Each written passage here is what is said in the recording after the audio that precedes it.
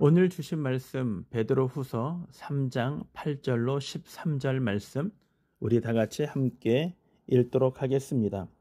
사랑하는 자들아, 주께는 하루가 천년 같고 천년이 하루 같다는 이 한 가지를 잊지 말라.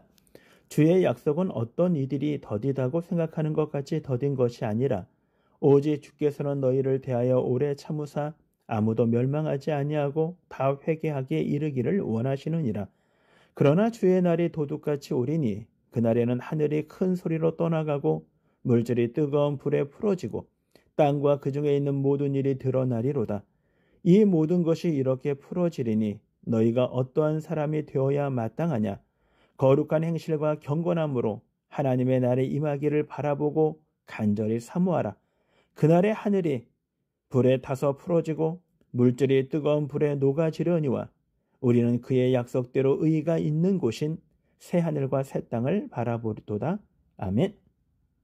베드로후서 3장 8절로 13절의 말씀을 갖고 재림을 준비하라 라는 말씀을 함께 묵상하도록 하겠습니다. 오늘 본문의 말씀은 주님의 마지막 때, 주님의 다시 오시는 재림의 때의 긴박성에 대하여 우리들에게 설명해 주고 있는 본문입니다. 그래서 본문은 우리들에게 이렇게 시작을 합니다. 사랑하는 자들아, 주께는 하루가 천년 같고 천년이 하루 같다 한 이 한 가지를 잊지 말아라 라고 얘기합니다. 이 말씀은요, 시편 90편에 동일한 말씀이 있습니다. 그 말씀을 인용한 것입니다. 시편 90편은 모세가 지은 말이죠. 모세가 하나님을 찬양하면서 고백했던 말입니다. 시편 90편 말씀은 이런 것입니다. 주여, 주는 대대에 우리의 거처가 되셨나이다. 산이 생기기 전, 땅과 세계도 주께서 조성하시기 전, 곧 영원부터 영원까지 주는 하나님이시니이다. 주께서 사람을 티끌로 돌아가게 하시고 말씀하시기를 너희의 인생들은 돌아가라 하셨사오니 주의 목전에는 천년이 지나간 어제 같으며 밤의 한순간 같을 뿐입니다 라고 고백을 하고 있습니다. 사람들은 초대교회 이단이 들어와서 그들을 미혹하고 유혹할 때 왜 하나님의 재림은 오시지, 주님의 재림은 빨리 오지 않느냐, 왜 더디냐 라는 사람들이 있었다라는 것입니다. 이 일들에 대하여 베드로 사도는 설명을 통하여 이야기하며 우리가 생각하는 우리의 시간과 하나님이 생각하는 하나님의 시간과는 차이가 있다라는 것을 베드로는 설명해 주고 있습니다. 자, 어떻게 설명하고 있냐면 지금 이 말씀 가운데 왜 더디다라고 생각하는 사람들이 누구였냐면 초대교회죠. 그들은 박해 가운데 있는 사람들입니다. 너무 고난이 힘들고 너무 어렵고 고통스러워서 하나님 빨리 오셨으면 좋겠습니다 라고 고백하며 마라나타라고 고백했던 것이죠. 어쩌면 오늘의 삶을 살아가는 우리의 삶에 힘겨운 시간을 보내고 있는 사람들과 동일한 고백을 할 것입니다. 주님, 빨리 오셨으면 좋겠습니다 라고 고백하는 사람들도 우리의 주변에 있죠. 왜요? 우리는 이 흘러가는 시간 속에 영향을 받고 이 시간 속에서 더디다, 늦게 온다, 왜 안 오시냐? 라는 생각을 갖기 때문이죠. 고통 역시도, 절망 역시도 이 물리적인 시간 속에서 우리는 영향을 받습니다. 근데 모세는 이 하나님에 대한 이야기를 하면서 하나님은 온 우주 만물을 창조하신 분, 그분이시라는 것이죠. 근데 그분은 이 시간에 영향을 받는 분이 아니라 이 물리적인 시간 밖에 계신 분이라는 것입니다. 그래서 오늘 베드로 사도가 이렇게 얘기합니다. 그분에게는 천년이 하루 같고 하루가 천년 같다라는 것입니다. 모세는 이거를 천년은 주님 앞에서 한 순간이다라고 이야기를 하고 있는 것이죠. 그러니까 하나님과 우리와의 관계 속에서 이 시간을 걷어내는 것이죠. 한 청년이 질문을 했습니다. 예수 그리스도의 구속 사역에 대하여 2000년에 이루어졌던 예수 그리스도의 구속의 사건이 2000 후 21세기를 살아가는 우리들에게도 아직도 유효합니까? 아직도 유효합니까? 라고 이야기하는데 바로 이 말씀이 그 대답이에요. 왜요? 주님은요, 이것이 한순간이기 때문입니다. 주님은 이 시간을 물리적인 시간에 영향을 받는 분이 아니라는 것입니다. 그래서 모세는 이걸 정확하게 고백하는 것입니다. 하나님에게 있어서 천년이라는 시간도 주님에게는 한순간 한 점일 뿐이라는 것입니다. 그러니까 우리가 하나님과 우리와의 관계 속에서 이 물리적인 시간이라는 것을 걷어내버리고 나면요, 우리는 하나님의 관점으로 볼 때 이 모든 것은 한순간이라는 것입니다. 그러니 하나님에게 있어서 주님이 더디 오신다, 늦게 오신다, 왜 안 오시냐, 이 물리적 시간의 영향을 받는 우리들에게는 더딘 것처럼 느껴지지만 하나님의 관점에서는 그렇지 않다라는 것입니다. 이 부분을 우리들에게 베드로 사도는 이렇게 설명을 합니다.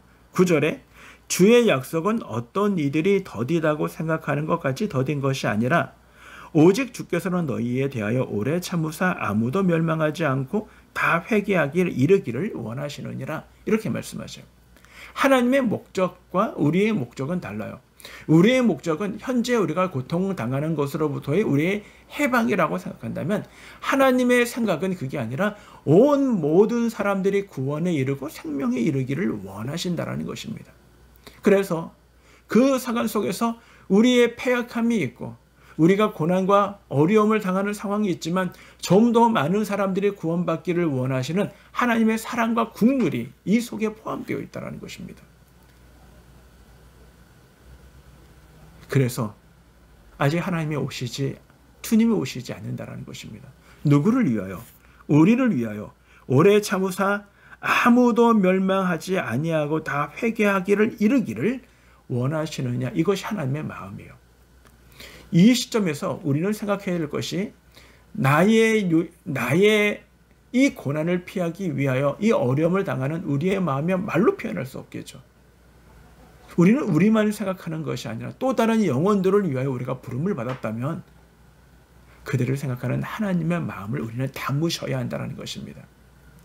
결국은 우리가 더디다고 생각하는 것은 하나님의 관점에서, 하나님의 시각에서 이 물리적인 시간을 제한한 것입니다. 그때 하나님의 마음이 우리들에게 다가오게 되는 것입니다. 그게 아니라 내가 당하고 있는 나의 어려움과 그 슬픔은 말로 표현할 수 없지만 그것을 먼저 생각하면요, 우리는 영원 구원받아야 할 많은 영혼들은 우리의 눈에 들어오지 않는다라는 것입니다. 그래서요, 하나님은 사랑이십니다. 하나님은 자비이십니다. 하나님은 우리를 긍휼히 여겨주시는 분이라는 것입니다. 어쩌면 초대교회 성도들이 그 고난 속에서 주님을 기다렸던 것처럼 우리도 빨리 왔으면 좋겠다라는 것이 우리 코로나 시대, 우리의 많은 사람들이 공감하고 함께 생각하는 그런 마음일 거라고 생각을 합니다. 그때 우리의 고난보다 하나님 한 영혼을 더 구원받기를 원하시는 주님의 마음을 우리에게 담는 우리의 시간들이 되어지기를 원합니다. 또 한 가지 오늘 본문 속에서 우리에게 주시는 것은 주님은 반드시 오신다라는 것입니다. 그 말씀이 10절입니다. 10절을 같이 한번 읽어봅시다. 시작. 그러나 주의 날이 도둑같이 오리니 그날에는 하늘이 큰 소리로 떠나가고 물질이 뜨거운 불에 풀어지고 땅과 그 중에 있는 모든 일이 드러나리로다 라고 얘기합니다. 그러나 라고 얘기합니다. 주님이 오래 참고 기다리시지만 그러나 주님은 반드시 오신다라는 것을 우리들에게 역설적으로 얘기하는 것이죠. 반대적으로 얘기하는 것입니다. 주의 날은 반드시 옵니다. 근데 그날이 도둑같이 온다는 것입니다. 이 도둑같이 온다는 것은 주님이 그때는 아버지만 아니까 그 의미를 이야기하는 바가 아닙니다. 이 도둑같이 온다는 것은 사실은 주님이 오시는 그때의 긴박성을 우리들에게 이야기해주고 있는 것이죠. 성경은 항상 예수님이 오시는 그때를 두 가지로 우리에게 이야기를 합니다. 하나는 그날에 징조가 일어날 것이다 라고 얘기해요. 오늘 말씀도 이제 10절 중반부터 쭉 이 징조에 대한 이야기를 해요. 그리고 또 한 가지는요, 무엇이냐면 도둑같이 온다라는 것입니다. 그러면 징조를 보여준다는 것은 그날이 어떤 날인지를 우리에게 알려준다는 얘기고, 도둑같이 온다는 것은 은밀하게 온다라고 우리가 생각을 한다면 이거는 말이 모순이죠. 근데 모순이 아니에요. 왜요? 노아의 홍수를 보면 알아요. 노아의 홍수 때 물의 심판이 있을 거라고 분명히 이야기했어요. 그리고 그 말씀을 들었던 노아의 가족들은 믿었습니다. 그리고 그들은 어떻게 했습니까? 준비했어요.